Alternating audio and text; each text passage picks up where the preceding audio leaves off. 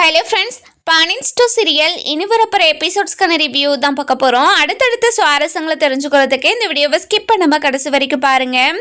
நம்ம பாண்டியனுக்கு முத்துவேலை இப்படி இருக்கிறதுக்கு காரணம் குமார் தான் அப்படின்னு தெரிஞ்சிருச்சு. தெரிஞ்ச உடனேயே என்ன பண்ணலாம் ஏது பண்ணலாம் அப்படின்னு யோசிச்சுக்கிட்டு இருக்காங்க. அந்த நேரம் பார்த்து போலீஸ் ஸ்டேஷனுக்கு ஹாஸ்பிட்டல்லேருந்து கால் வருது. முத்துவேல் கண்ணு முழிச்சிட்டாங்க, வந்து என்ன விசாரிக்கணுமோ விசாரிச்சுக்கோங்க அப்படின்னு போலீஸ்கிட்ட சொல்லவும் போலீஸும் அதாவது நம்ம முத்துவேலை விசாரிக்கிறதுக்காக ஹாஸ்பிட்டலுக்கு கிளம்புறாங்க. அந்த நேரம் பார்த்து நம்ம பாண்டியன் இருந்துட்டு, சார் இங்கே பாருங்கள் சார், என் பையன் மேலே எந்த ஒரு தப்புமே இல்லை. என் பையனை இப்போ வரைக்கும் நீங்கள் லாக்அப்பில் வச்சுருக்கிறது ரொம்ப பெரிய தப்புங்க சார் அப்படின்னு சொல்லவும், இங்கே பாருங்கள் உங்கள் பையன் தப்பு பண்ணாரா இல்லையான்னு இன்னும் கொஞ்ச நேரத்தில் தெரிஞ்சிடும். முத்துவேலுன்றவர் கண்ணு முழிச்சிட்டாராம். அவர்கிட்ட என்ன ஏதுன்னு கேட்டதுக்கு அப்புறம் தான் உங்கள் பையன் நல்லவரா இல்லை கெட்டவரான்னு எங்களுக்கு தெரியும் அப்படின்னு சொல்லிட்டு அவங்க பாட்டுக்கு கிளம்பிக்கிட்டே இருக்காங்க. அதுக்கப்புறம் என்ன, அப்போதான் நம்ம பாண்டியனுக்கு ரொம்ப சந்தோஷமா இருக்குது. அதுக்கப்புறம் என்ன, போலீஸ் ஸ்டேஷன்ல இருந்து எல்லாருமே ஹாஸ்பிட்டலுக்கு போயிடுறாங்க. போன உடனேயே நம்ம முத்துவேல் கிட்ட தான் போகிறாங்க. இந்த பக்கம் நம்ம குமாருக்கு பயங்கர டென்ஷனாக இருக்குது. ஐயோ, நம்ம பெரியப்பா மட்டும் உண்மையை சொல்லிட்டாங்கன்னா நம்ம ரொம்ப மாட்டிப்போமே, அப்புறம் நம்மளை ஜெயிலில் தூக்கி போட்டுருவாங்களோ அப்படின்னு என்னென்னமோ யோசிச்சுக்கிட்டு இருக்காரு நம்ம குமார். அதுக்கப்புறம் நம்ம போலீஸ் வந்துட்டு அதாவது யார் நம்ம முத்துவேல் கிட்ட போயிட்டு, இங்கே பாருங்க சார், உங்களை கீழே தள்ளி விட்டது உங்கள் மாப்பிள்ளை தான், அவரால் தான் இது எல்லாமே நடந்துச்சு. உங்களை கொலை முயற்சி பண்ணதா உங்கள் தம்பி எங்ககிட்ட கம்ப்ளைண்ட் கொடுத்துருக்காரு, அது எல்லாமே உண்மையா அப்படின்னு சொல்லி போலீஸ் இருந்துட்டு நம்ம முத்துவேல் கிட்ட கேட்கவும் முத்துவேலுக்கு பயங்கர ஷாக் ஆயிடுது. அதுக்கப்புறம் சக்தியும் உள்ள வராங்க. வந்த உடனே, இங்கே பாருங்கண்ணே, உங்களை இந்த நிலைமைக்கு ஆளாக்குன அவனை நான் சும்மாவே விடலைண்ணே, அவனை லாக்அப்பில் உட்கார வச்சுட்டேனே, இனிமே வாழ்க்கை முழுக்க அவன் வெளியே வரவே கூடாதுன்னு அந்த அளவுக்கு நான் பண்ணிடுறேன். இனிமே அந்த குடும்பத்தை நம்பாதீங்கன்னு, அந்த குடும்பம் ஒரு ஃப்ராடு குடும்பம்னு அப்படின்னு சொல்லிட்டு அவர் பாட்டுக்கு எல்லாத்தையும் பேசிக்கிட்டே இருக்கவும் இதெல்லாம் கேட்டுக்கிட்டு இருந்த நம்ம அதாவது முத்துவேலுக்கு பயங்கரமா கோவம் வருது. அதுக்கப்புறம் என்ன, இங்க பாரு சக்தி, உனக்கு கொஞ்சமாவது அறிவு இருக்குதா இல்லையா, இது எல்லாத்துக்கும் காரணம் யாரு தெரியுமா அப்படின்னு சொல்லி கேட்கவும், என்னென்ன பேசுறீங்க நீங்க அப்படின்னு சொல்லி கேட்குறாங்க. அதுக்கப்புறம் நம்ம முத்துவேல் இருந்துட்டு போலீஸ்கிட்ட, இங்க பாருங்க சார், ஒரு 5 நிமிஷம் என் தம்பி கூட நான் தனியாக பேசணும், முதல்ல நீங்கள் ஒரு 5 நிமிஷம் வெளியே இருக்கீங்களா அப்படின்னு சொல்லிட்டு போலீஸ் எல்லாம் ஃபஸ்ட்டு வெளியே அனுப்புகிறாங்க.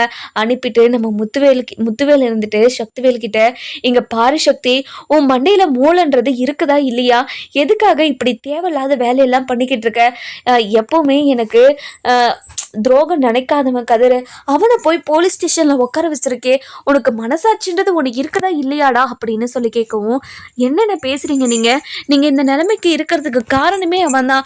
எப்படி சிங்கம் மாதிரி இருந்தீங்க, அவங்க கூட 4-5 நாள் எங்கேயோ போயிட்டு வந்தீங்க, வந்ததுக்கப்புறம் ஏதோ எனக்கு உடம்பு முடியல ஆப்ரேஷன் பண்ணிட்டு வந்தேன்னு சொன்னீங்க, அப்பத்துலேருந்து இப்போ வரைக்கும் நீங்கள் என்னமோ மாறி இருக்கீங்கன்னு உங்களை பார்த்தா எனக்கு எவ்வளோ கஷ்டமாக இருக்குது தெரியுமா. இங்கே பாரு சக்தி, நீங்கள் பண்ணுறது எதுவுமே எனக்கு சரியில்லை. என்கிட்ட இருக்கிற சொத்துக்காக தான், என் சொத்து எல்லாமே உங்கள் பேருக்கு வரணுன்றதுக்காக தான் இது எல்லாத்தையுமே பண்ணிக்கிட்டு இருக்கீங்களா. குமாரை என்கிட்ட அதை தான் சொல்லி சண்டை போட்டு என்னை கீழே தள்ளிவிட்டான் தெரியுமா உனக்கு அப்படின்னு சொல்லவும், இதை கேட்ட உடனே, அண்ணன் என்னென்ன சொல்கிறீங்க நீங்கள், குமார் தான் உங்களை தள்ளிவிட்டாராம், குமார் தள்ளி விட்டு தான் உங்களுக்கு இப்படி ஆச்சா.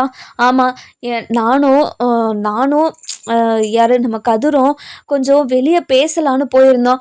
ஆனால் உன்னோட பையன்தான் வந்து தேவையில்லாத பிரச்சனை பண்ணி என்னை கீழே தள்ளிவிட்டு என்னை இந்த நிலைமைக்கு ஆளாக்குனதுக்கு காரணமே அவன் தான். இங்கே பாரு சக்தி, அந்த குடும்பத்தில் இருக்கிற எல்லாருமே ரொம்ப தப்பானவங்க, நமக்கு துரோகம் பண்ணிட்டாங்க அப்படின்னு தான் நம்ம நினச்சிக்கிட்டு இருந்தோம். ஆனால் அதெல்லாம் இல்லை, கோமதிக்கு பிடிச்ச வாழ்க்கையை தான் அவள் அமைச்சுக்கிட்டு சந்தோஷமாக வாழ்ந்துக்கிட்டு இருக்கா. அதை நம்ம புரிஞ்சுக்காம நம்மளுக்கு துரோகம் பண்ணிட்டாலே அப்படின்னு நினச்சி இப்போ வரைக்கும் நம்ம அவ கூட பேசாமல் இருக்கோம். ஆனால் அவள் நம்ம மேலே எவ்வளோ பாசமாக இருக்க தெரியுமா, நம்ம அன்பு கிடைக்காதான்னு ஏங்கிக்கிட்டு இருக்கா. நம்ம சொத்துக்காக தான் திரும்ப வந்து சேர்ந்துருவாளோன்னு நினச்சி நீங்கள் 2 பேரும் பயப்படுறீங்க. கண்டிப்பாக என் பொண்ணுக்கும் சரி, அதே மாதிரி கோமதிக்கும் சரி, ஒத்த பைசா கூட என்னோட சொத்துல இருந்து கொடுக்க மாட்டேன், அதுவும் உன்னோட விருப்பம் இல்லாமல் கொடுக்கவே மாட்டேன். அப்படி இருக்கும்போது ஏன் சக்தி இப்படியெல்லாம் பண்ணுற, நீ இப்படியெல்லாம் பண்ணுவேன்னு சத்தியமாக நான் எதிர்பார்க்கவே இல்லை. கதிர் மட்டும் என் கூட இல்லைன்னா நான் இந்நேரம் உயிரோடு இருந்திருக்கவே மாட்டேன் தெரியுமா அப்படின்னு சொல்கிறாங்க. அண்ணன் என்னென்ன சொல்கிறீங்க? நீங்கள் சொல்கிறது எல்லாமே உண்மையான என் பையனால தான் உங்களுக்கு இப்படி ஆச்சுன்னு நினச்சாவே எனக்கு எவ்வளோ கஷ்டமாக இருக்குது தெரியுமா? இப்போவே கதிரை நான் வெளியே எடுக்கிறேன்னு, நீங்கள் கவலைப்படாதீங்க அப்படின்னு வெளியே போகிறாங்க.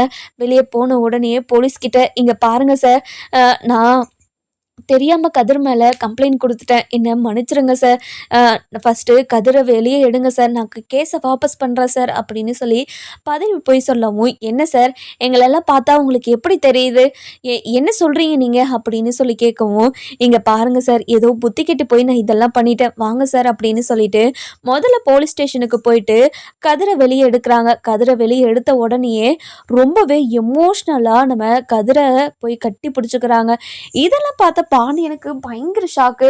என்ன இவரு இப்படியெல்லாம் பண்ணிக்கிட்டு இருக்காரே, இவர் இப்படியெல்லாம் பண்ற ஆளே கிடையாதே அப்படின்னு சொல்லி ரொம்பவே ஆச்சரியத்துல நம்ம பாண்டியன் பார்த்துக்கிட்டு இருக்கவும், அதுக்கப்புறம் நம்ம கதிர் இருந்துட்டு என்ன இவர் இப்படி பண்ணிக்கிட்டு இருக்காரே அப்படின்னு மனசுல தோணிக்கிட்டு இருக்கு. அதுக்கப்புறம் நம்ம கதிர்கிட்ட அழுதுகிட்டே, இங்க பாரு கதிரு, நான் ரொம்ப தப்பு பண்ணிட்டேன். முதல்ல அண்ணங்கிட்ட போலாம் வா, அண்ணன் உன்னை பார்க்கணும்னு சொல்லிச்சு அப்படின்னு சொல்லி அப்ப நம்ம கதிரை ஹாஸ்பிட்டலுக்கு கூட்டிட்டு போறாங்க.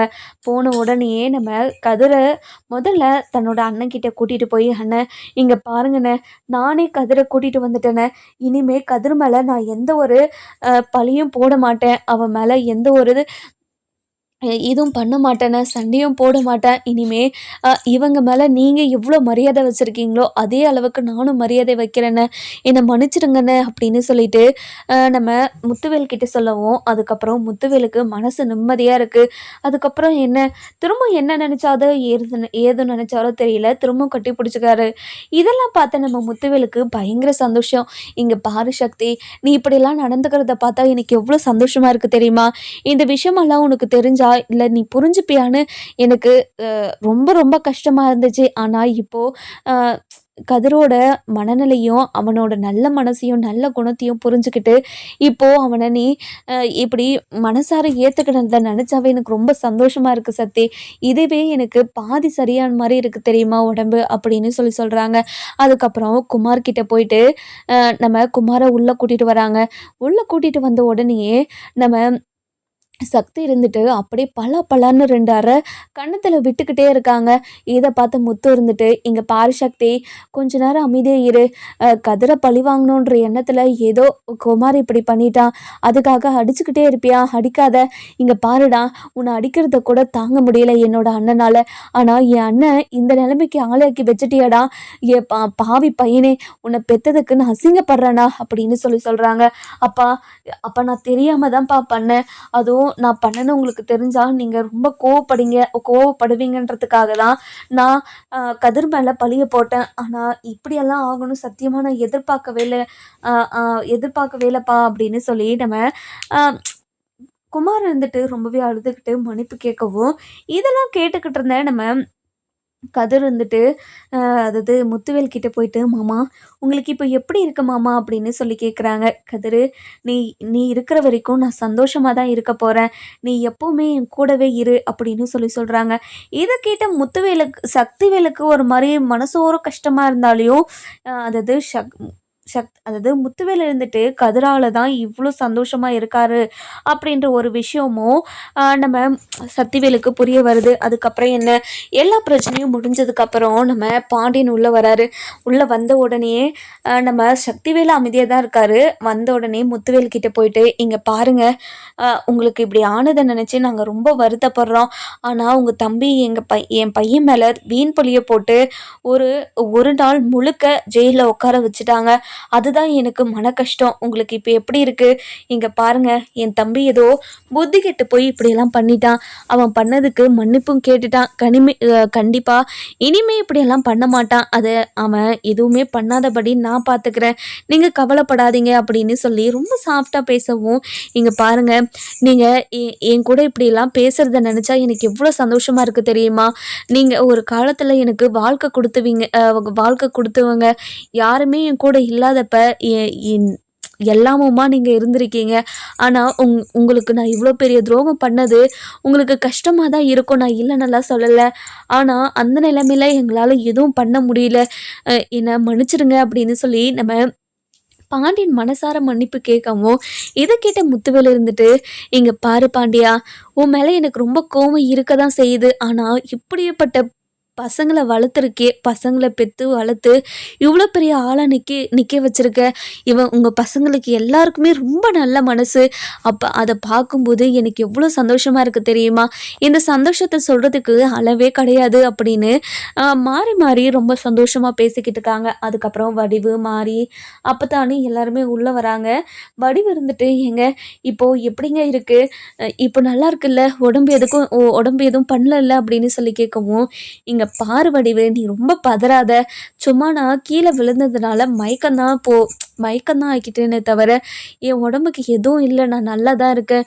இங்கே பாருங்க, உங்களுக்கு இப்படி ஆயிடுச்சுன்னு சொன்ன உடனேயே நான் ரொம்ப பதறிட்டேங்க. எனக்கு எவ்வளோ கஷ்டமாக இருந்துச்சு தெரியுமா? எப்படிங்க இப்படி ஆச்சு? கதிர் தான் உங்களை இப்படி பண்ணான்னு சொல்லிட்டு குமார் சொல்லிக்கிட்டு இருந்தான். அதெல்லாம் உண்மையாங்க? இங்கே பாரு, இங்க பாரு வடிவு, அதெல்லாம் ஒன்றும் இல்லை.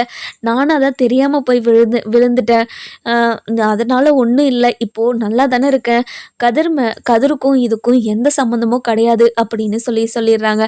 அதுக்கப்புறம் என்ன, இந்த விஷயத்த நம்ம கோமதிக்கு, ராஜிக்கு, மீனாக்குன்னு எல்லாருக்கும் தெரிய வருது. தெரிஞ்ச உடனே ராஜியும் ரொம்ப சந்தோஷப்படுறாங்க. "அத்தை, கதிர் போலீஸ் ஸ்டேஷன்லேருந்து வெளியே வந்துட்டானா? அவன் ஹாஸ்பிட்டலில் தான் இருக்கானா? எனக்கு எவ்வளோ சந்தோஷமாக இருக்குது தெரியுமா? அக்கா, கதிர் மேலே எந்த ஒரு தப்பும் இல்லைன்னு நிரூபிச்சிட்டாங்களாம். என்னோட அப்பாவே போலீஸ்கிட்ட சொன்னாங்களாம். எனக்கு எவ்வளோ சந்தோஷமாக இருக்குது தெரியுமா? இப்போவே போகலாமாக்கா" அப்படின்னு சொல்லி நம்ம ராஜி இருந்துட்டு ரொம்ப எமோஷ்னலாக பேசுவோம். "ராஜி, ஏன் ராஜி இவ்வளோ பதட்டப்படுற? கொஞ்சம் பொறுமையாக இரு ராஜி. என்னாச்சு உனக்கு? இந்த மாதிரியெல்லாம் இருக்காத, சரியா? நம்ம கண்டிப்பாக அங்கே போக தான் போகிறோம். எதுக்காக இவ்வளோ எக்ஸைட்மெண்ட்டாக இருக்க?" இல்லைக்கா, அப்பாவே என்னோட கதிரை எந்த தப்பும் பண்ணலைன்னு சொன்னார் இல்லையா? அதுதான் எனக்கு எவ்வளோ சந்தோஷமாக இருக்குது தெரியுமா? என்னால் இந்த சந்தோஷத்தை எப்படி உங்ககிட்ட சொல்கிறதுன்னு கூட தெரியலக்கா. "சரி ராஜிமா, கண்டிப்பாக நம்ம எல்லாருமே போய் என்னென்னு பார்த்துட்டு வரலாம், சரியா? அத்தை, வாங்க அத்தை போகலாம்" அப்படின்னு சொல்லி கூப்பிடவும், நம்ம கோமதி இருந்துட்டு ரொம்ப சந்தோஷமா, "இங்கே பாருடி ராஜி, உன் அப்பா ரொம்ப நல்லவருடி. ஆனால் என் சின்னண்ணன் இருக்கு பாரு, என் சின்னண்ணன் எதுக்காக தான் இப்படிலாம் பண்ணுதுன்னு சத்தியமாக புரியல.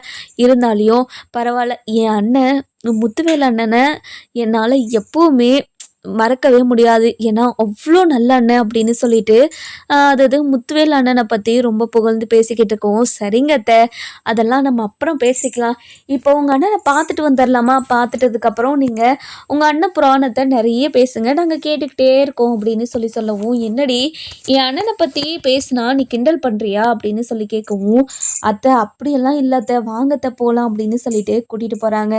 ராஜி போகிற வழியில் எல்லாமே தன்னோட அப்பாவை நினச்சி ரொம்ப பெருமையாகவும் சந்தோஷமாகவும் நினச்சிக்கிட்டு போய்கிட்டே இருக்காங்க. அதாவது கதிர்க்காக சப்போர்ட் பண்ணார் இல்லையா? அதாவது கதிர் அப்பாக்காக சப்போர்ட் பண்ணுறதும், அப்பா கதிர்க்காக சப்போர்ட் பண்ணுறதும், இது ரெண்டுமே ஒரு பொண்ணுங்களுக்கு ரொம்ப பெரிய சந்தோஷத்தை கொடுக்கும். ஏன்னா அதுதான் அவங்க ஏங்குவாங்களே. அந்த ஒரு விஷயம் நம்ம ராஜிக்கு கிடைக்கிறதுனால அவர் ரொம்ப ரொம்ப சந்தோஷப்படுறாங்க நம்ம ராஜி.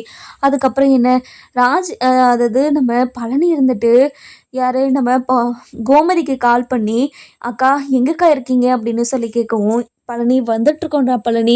இப்போது அண்ணன் எப்படி இருக்காரு? இங்கே பாருங்கக்கா, அண்ணனுக்கும் சரி கதிருக்கும் சரி 2 பேருக்குமே எதுவுமே இல்லை. கதிர் போலீஸ் ஸ்டேஷன்லேருந்து வந்துட்டான். இப்போது அண்ணன் கண்ணை முழிச்சு ரொம்ப நல்லா பேசிக்கிட்டு இருக்கு. இது ரெண்டுமே பார்த்தா எனக்கு எவ்வளோ சந்தோஷமாக இருக்குது தெரியுமா? உனக்கு இன்னொரு விஷயம் தெரியுமா? இது சின்னண்ணன் சத்யண்ணன் இருக்குல்ல, அண்ணன் கதிரை போய் கட்டி பிடிச்சி மன்னிப்பெல்லாம் கேட்டுச்சு தெரியுமா?" அப்படின்னு சொல்கிறாங்க. "என்னடா சொல்கிற நீ சொல்கிறது எல்லாம் உண்மையா? நீ சொல்கிறது என்னால் நம்பவே முடியலே. என் சின்னண்ணன் இப்படியெல்லாம் பண்ணிச்சா? கண்டிப்பாக இப்படியெல்லாம் பண்ணியிருக்காது. நீ ஏதாவது கனவு கண்டிட்டு என்கிட்ட சொல்லிட்டு இருக்கியாடா?" அப்படின்னு சொல்லி கேட்குவோம். "அக்கா, இல்லைக்கா, நான் என்னோட 2 கண்ணால் பார்த்தேன் தெரியுமா? அதுவும் அழுதுகிட்டே கட்டி பிடிச்சிக்கிட்டு என்னை மன்னிச்சிருப்பா" அப்படின்னு சொன்னாங்க. இதை பார்க்கும்போதே கண்ணுக்கு அப்படியே குளிர்ச்சியாக இருந்துச்சுக்கா. அதே மாதிரி நம்ம குடும்பம் 2 குடும்பமும் ஒன்று சேர்ந்து ரொம்ப சந்தோஷமாக இருந்தால் எப்படி இருக்கும். ஆனால் அது அண்ணனுங்களுக்கு தான் புரியவே மாட்டேங்குது. ஏன்க்கா அண்ணனுங்கெல்லாம் இப்படி பண்ணிக்கிட்டு இருக்காங்க. எனக்கு ரொம்ப கஷ்டமாக இருக்குதுக்கா. இங்கே பாருடா பழனி, கண்டிப்பாக நான் சாகிறதுக்குள்ள நம்ம 2 குடும்பமும் ஒன்று சேர்ந்துரும்டா, நீ கவலைப்படாதடா அப்படின்னு சொல்லவும், அக்கா எதுக்காக நீ இப்படியெல்லாம் பேசிக்கிட்டு இருக்க. நம்ம 2 குடும்பமும் ஒன்று சேருன்னு சொல்லு. அது என்ன உன்னோட சாவுல தான் எல்லாம் சேரும்னு சொல்ற. இப்படியெல்லாம் சொல்லாதக்கா. நீ உயிரோடு இருக்கும்போதே நம்ம எல்லாருமே ஒன்றா சேர்ந்து அ பண்டிகை நாள்ல அப்படி இப்படின்னு ரொம்ப சந்தோஷமா இருக்கலாம். நீ கவலைப்படாதக்கா. அது எல்லாமே கூடிய சீக்கிரம் நடக்க தான் போகுது. அதுவும் கதிரால நடக்க போகுது. கதிரால மட்டும் தான் நம்ம குடும்பம் ஒன்று சேர போகுது. நீ நீ கவலையே படாதக்கா. சரி, நான் இது அண்ணன் கூட தான் இருக்கேன். நீ சீக்கிரம் வந்துருக்கா அப்படின்னு சொல்லிட்டு ஃபோனை வச்சிடுறாங்க. ஃபோனை வச்ச உடனே நம்ம கோமதி இருந்துட்டு, ராஜி உனக்கு ஒரு விஷயம் தெரியுமா ராஜி அப்படின்னு சொல்லி கேட்கவும், என்னத்த எனக்கு எதுவும் தெரியாதே அப்படின்னு சொல்கிறாங்க. அதுக்கப்புறம் என்ன நடந்த விஷயத்தை எல்லாத்தையும் நம்ம ராஜிக்கிட்ட சொல்லவும், அத்தை என்னத்த சொல்கிறீங்க நீங்கள். என்னோட சித்தப்பா கதிரை கட்டிப்பிடிச்சி மன்னிப்பு கேட்டாரா, என்னால் நம்பவே முடியல அப்படின்னு சொல்லவும், அதே தாண்டி நானும் சொன்னேன் பழனிக்கிட்ட, என்னாலையும் நம்ப முடியலன்னு. ஆனால் நம்ம அதாவது சின்னண்ணன் எப்படி இப்படி மனசு மாறி என் மனசு மாறி கதிர்கிட்ட மன்னிப்பு கேட்டுச்சுன்னே தெரியல. நல்லதுலேயும் ஒரு கெட்டது நடக்கும்னு சொல்லுவாங்க. அதே மாதிரி என் சின்னண்ணனுக்கு மனசு மாறினது ரொம்ப பெரிய சந்தோஷம்தான் அப்படின்னு சொல்கிறாங்க. அதுக்கப்புறம் நம்ம கோமதியும் ராஜி அதுக்கப்புறம் மீனான்னு சொல்லிட்டு எல்லாருமே ஹாஸ்பிட்டலுக்கு வராங்க. நம்ம அப்பத்தான் இருந்துட்டு கோமதியை பார்த்த உடனே அழுக வந்துடுது. வா கோமதி வா அப்படின்னு சொல்லி அழுதுகிட்டே இருக்கவும், அம்மா எதுக்காகம்மா அழுற, அண்ணனுக்கு தான் ஒன்றும் இல்லைன்னா ஆயிடுச்சுல்ல, திரும்ப எதுக்காக அழுதுகிட்டு இருக்க, இப்படியெல்லாம் அழாதம்மா அப்படின்னு சொல்கிறாங்க. இல்லை கோமதி, என் பையனை அந்த நிலைமையில பார்த்த உடனே எனக்கு உசிரியே போயிடுச்சு தெரியுமா, எனக்கு எப்படி இருந்துச்சு தெரியுமா அப்படின்னு சொல்லி அழுதுகிட்டே சொல்லவும், இங்கே பாருங்கம்மா, அந்த கடவுள் இருக்காரு இல்லைம்மா, அவர் எத்தனையோ நல்லது பண்ணியிருக்காரு. அவர் பண்ண நல்லதெல்லாம் அவருக்கு புண்ணியமாக வந்து சேராதா என்ன, அந்த புண்ணியம் தான் அண்ணனை காப்பாற்றிருக்கு. நீங்கள் கவலைப்படாதம்மா. அண்ணன் இப்போது நல்லா தானே இருக்குன்னு சொல்லியிருக்காங்க, நல்லா தான் இருக்கான்னு சொல்லியிருக்கான். இருந்தாலும் என் மனசு அவன் ஹாஸ்பிட்டலில் இருந்து தவிக்கிறத பார்க்கவே முடியல அப்படின்னு அழுதுகிட்டு இருக்காங்க. இங்கே பாராதான் எதுக்காக வந்தவங்க கிட்ட இப்படி அழுதுகிட்டு இருக்க, இந்த மாதிரி அழுகாத விடு. இங்கே பாருக்கா, நீ வாக்கா உள்ளே போகலாம், உள்ளே போய் அண்ணன்கிட்ட பேசலாம் வாக்கா அப்படின்னு சொல்லிட்டு உள்ளே கூட்டிகிட்டு போகிறாங்க. போன உடனே நம்ம சக்தியும் பக்கத்துலேயே தான் உட்காந்துக்கிட்டு இருக்காங்க. நம்ம கோ ராஜியும் நம்ம மீனா அதுக்கப்புறம் யார் நம்ம கோமதி, இவங்க 3 பேருமே உள்ளே போய் நம்ம சக்திக்கிட்ட நம்ம முத்துக்கிட்ட பேசுகிறாங்க. அண்ணன் இப்போது எப்படி இருக்கண்ணே, இப்போது உங்கள் உடம்புக்கு பரவாயில்லையா அப்படின்னு சொல்லி கேட்கவும், கோமதி நான் நல்லா தான் இருக்கேன் கோமதி, என்னை நினச்சி யாரும் வருத்தப்பட தேவையில்ல, நான் ரொம்ப நல்லா இருக்கேன். அதுவும் சக்திக்கு திடீர்னு மனசு மாறி கதிரை கட்டி பிடிச்சதுனால எனக்கு ரொம்ப ரொம்ப சந்தோஷம் தெரியுமா அப்படின்னு ரொம்ப சந்தோஷமாக பேசிக்கிட்டு இருக்கிறத பார்த்த நம்ம சக்திக்கு, என்னது ஒரு சின்ன விஷயம் பண்ணவங்க அந்த விஷயத்துக்காக அண்ணன் இவ்வளோ சந்தோஷப்படுது, இவ்வளோ சந்தோஷப்படுற அளவுக்கு நான் எதுவும் பண்ணிடலையே அப்படின்னு சொல்லி ரொம்பவே மனசில் யோசிச்சுக்கிட்டே இருக்கவும், அதுக்கப்புறம் நம்ம அதாவது ராஜி இருந்துட்டு, இங்கே பாருங்கப்பா, நீங்கள் கதிர் என்னை எதுவும் பண்ணலை அப்படின்னு சொன்னது எனக்கு எவ்வளோ பெரிய சந்தோஷம் தெரியுமா. கதிரை கொலைகாரன்னு சொல்லி சித்தப்பா ஜெயிலில் போட்டார். அதுவும் கதிரை கொலைகாரன்னு சொல்லும்போது எனக்கு என் மனசு எவ்வளோ கஷ்டமாக இருந்துச்சு தெரியுமா. எங்களுக்கே தெரியுது கதிர் இப்படியெல்லாம் பண்ணியிருக்க மாட்டான்னு. எப்படிப்பா எப்படி சித்தப்பாக்கு இப்படியெல்லாம் யோசிக்க தோணுதுன்னு சத்தியமாக எனக்கு தெரியல அப்படின்னு அழுதுகிட்டே சொல்லவும், இங்கே பாருமா ராஜி, அதுதான் கதிர் வெளியே வந்துட்டால, அவன் மேலே எந்த ஒரு தப்பும் இல்லைன்னு நிரூபித்து வெளியே வந்தாச்சுல்ல, இதுக்கப்புறமும் எதுக்காக அழுதுகிட்டு, நடந்த விஷயத்த நினச்சி வருத்தப்படாமல் அதை விட்டுட்டு வேற வேலையை பாருமா, இப்படி நீ கஷ்டப்பட்டுக்கிட்டு இருக்காது சரியா அப்படின்னு சொல்லவும், அப்பா இல்லைப்பா, நினச்சாலும் இப்போவுமே கஷ்டமாக தான் இருக்குது, என்னால் தாங்க முடியலப்பா அப்படின்னு பயங்கரமாக அழுதுகிட்டே சொல்கிறாங்க. அதுக்கப்புறம் என்ன நம்ம சக்திவேல் இருந்துட்டு உடனே ஓடி வந்து நம்ம ராஜியோட கையை பிடிச்சி, இங்கே பாரு ராஜி, நான் பண்ணது எல்லாமே தப்பு தான், என்னை மன்னிச்சிரு ராஜி அப்படின்னு சொல்லி கையை பிடிச்சி கேட்கவும், சித்தப்பா உங்ககிட்ட நான் போலீஸ் ஸ்டேஷனில் எவ்வளோ முறை சொல்லியிருப்பேன், கதிர் இப்படியெல்லாம் பண்ணியிருக்க மாட்டான், அவன் ரொம்ப நல்லவன், கதிர் ரொம்ப ரொம்ப நல்லவன், என் அப்பா மேலே ரொம்ப மரியாதை வச்சுருக்கான்னு உங்ககிட்ட சொன்னனா இல்லையா. ஆனால் நீங்க தான் எதுவுமே நம்பாம இப்படி கதிர ரொம்ப அசிங்கப்படுத்திட்டீங்க சித்தப்பா அப்படின்னு சொல்லவும், இது எல்லாமே எனக்கு தெரியாம நடந்தது தானே. கதிர் தான் இப்படி பண்ணியிருப்பான்னு ஏதோ ஒரு பகையில சொல்லிட்டேன். அதெல்லாம் மிகப்பெரிய தப்புன்னு எனக்கு இப்போ புரிஞ்சிருச்சு. என்னை மன்னிச்சிடுமா. இனிமே உங்க குடும்பத்து மேலேயோ இல்ல உங்க குடும்பத்துக்கிட்டேயோ எந்த ஒரு சண்டையுமே வெறுப்புமே காட்ட மாட்டேன் அப்படின்னு சொல்லி அழுதுகிட்டே இருக்கவும், நம்ம கோமதி இருந்துட்டு அது சக்தியோட கையை பிடிச்சிக்கிட்டு, இங்கே பாருங்கண்ணே, நீங்கள் வருத்தப்படாதீங்கண்ணே, ஏதோ தெரியாமல் தானே பண்ணீங்க, நீங்கள் தெரிஞ்சு ஒன்றும் பண்ணலையே, பரவாயில்ல விடுங்க அப்படின்னு சொல்கிறாங்க. எல்லாருமே ரொம்ப சந்தோஷமாக பேசிட்டு இப்போது நம்ம முத்துவேலை ஹாஸ்பிட்டல்லேருந்து வீட்டுக்கு கூட்டிகிட்டு போயிடுறாங்க. வீட்டுக்கு கூட்டிகிட்டு போன உடனேயே நம்ம பாண்டியன், கோமதி அப்படின்னு எல்லாருமே நம்ம முத்துவேலு வீட்டில் கொஞ்ச நேரம் பேசிட்டு சந்தோஷமாக சிரிச்சுட்டு அதுக்கப்புறம் தான் வீட்டை விட்டு வெளியே வராங்க. வந்த உடனேயே வாசப்படிக்கு வராங்க நம்ம கோமதி. அதுக்குள்ளே ஒரு ஞாபகம் வந்துடுது. காலையில் காலையில் நடந்த விஷயத்தை எல்லாத்தையும் ஞாபகப்படுத்துகிறாங்க. எதுக்காக சரவணனை இப்படியெல்லாம் பண்ணிக்கிட்டு இருக்கமா, சரவணனை இப்படியே விட்டால் அது ஆகாது, இனிமே அவனை கண்டித்து தான் ஆகணும், இனிமேல் அந்த பொண்ணுக்கிட்ட பேசவே கூடாது அப்படின்ற எண்ணத்தில் தான் வீட்டுக்குள்ளே போகிறாங்க. போன உடனேயே நம்ம பாண்டியன்கிட்ட, ஏங்க உங்ககிட்ட நான் ஒரு விஷயம் சொல்லணுங்க அப்படின்னு சொல்லவும், என்ன என்ன கோமதி, என்ன விஷயம் சொல்லணும்?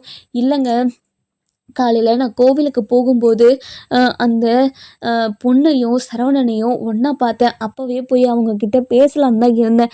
ஆனால் அதுக்குள்ளே அண்ணனுக்கு உடம்பு சரியில்லைன்னு சொல்லிட்டு ராஜு ஃபோன் பண்ணி சொல்லிட்டா. அதனால் அப்படியே விட்டுட்டு வந்துட்டேன். இப்போது இப்போது அவன்கிட்ட பேசணுங்க. இப்படியே விட்டால் அவன் ரொம்ப ஓவராக போய் அந்த பொண்ணை ஒரு நாளைக்கு கல்யாணம் கூட பண்ணிட்டு வந்துடுவாங்க. அதனால் இப்போவே அவனை கண்டித்து வச்சாதான் நம்ம குடும்பத்தோட மானம் போகாமல் இருக்கும் அப்படின்னு சொல்கிறாங்க. இங்கே பாரு கோமதி, யார் என்ன பண்ணுறாங்கன்னு இனிமேல் நம்ம அவங்கள கண்டிக்க முடியாது. அவங்க கண்டிக்கிற வயசுலேயும் இல்லை.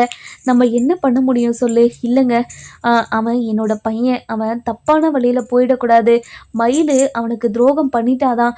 நான் இல்லைன்னெல்லாம் சொல்லலை. ஆனால் அதையே பிடிச்சி தொங்கிக்கிட்டு இருந்தா நம்ம அடுத்ததை நம்ம பார்க்க முடியாது இல்லையா? அவளும் மனசு மாறி நான் பண்ணதெல்லாம் தப்புன்னு உணர்ந்துட்டாங்க. இப்போ வரைக்கும் நான் பார்த்ததில்ல. அவள் ரொம்ப மனசு மாறிட்டான்னு தான் எனக்கு தோணுது. இப்போது நம்ம சரவணன் மட்டும் அவளை ஏற்றுக்கிட்டு வாழ ஆரம்பித்தானா அவங்க 2 பேரும் வாழ்க்கையும் ரொம்ப ரொம்ப அழகாக இருக்குங்க. அது மட்டும் இல்லாமல் நம்ம குடும்ப வாரிசும் அவள் சுமந்துக்கிட்டு இருக்கா. அப்படி இருக்கும்போது நம்ம மயிலை மன்னிச்சு ஏற்றுக்கிறதுல என்னங்க தப்பு இருக்குது?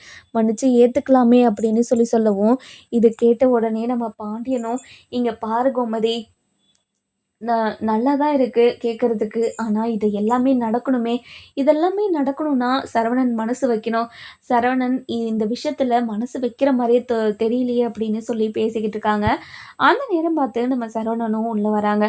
உள்ளே வந்த உடனே சரவணன் பற்றி தான் பேசிக்கிட்டு இருக்காங்கன்னு சரவணனுக்கு புரிஞ்சிருது. என்னப்பா என் பேச்சு அடிப்படுது, என்ன விஷயம்ப்பா அப்படின்னு சொல்லி கேட்கவும், இங்கே பாருடா சரவணா, நானே உன்னை கூப்பிட்டு பேசலான்னு தான் இருந்தேன்.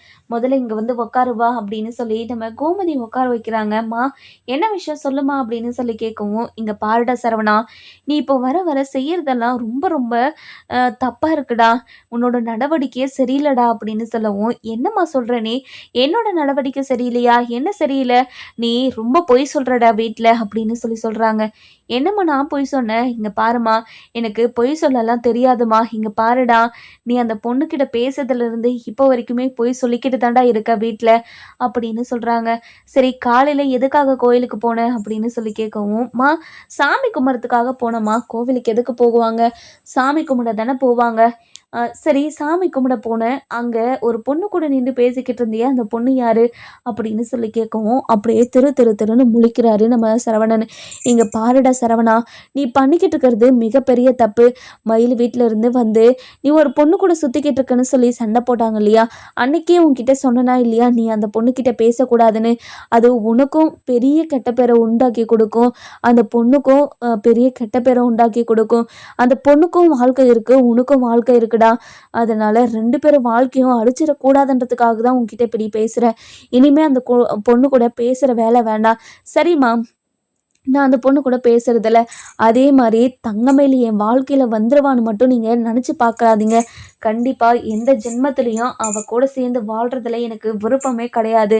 அவ கூட சேர்த்து வச்சிடலான்னு மட்டும் நீங்கள் கணக்கு போடாதீங்கம்மா அப்படின்னு சொல்லவும், இங்கே பாருட சரவணா, என்னடா மனசில் நினச்சிக்கிட்டு இருக்க நீ அப்படின்னு சொல்லி கேட்கவும், மா இங்கே பாருமா, என்ன என் மனசில் என்ன வேணாலும் நினச்சிக்கிட்டு இருக்கலாம். ஆனால் தங்கமயில மட்டும் நினச்சிட்டு இல்லை, அதை மட்டும் நீங்கள் புரிஞ்சுக்கோங்க அப்படின்னு சொல்கிறாங்க.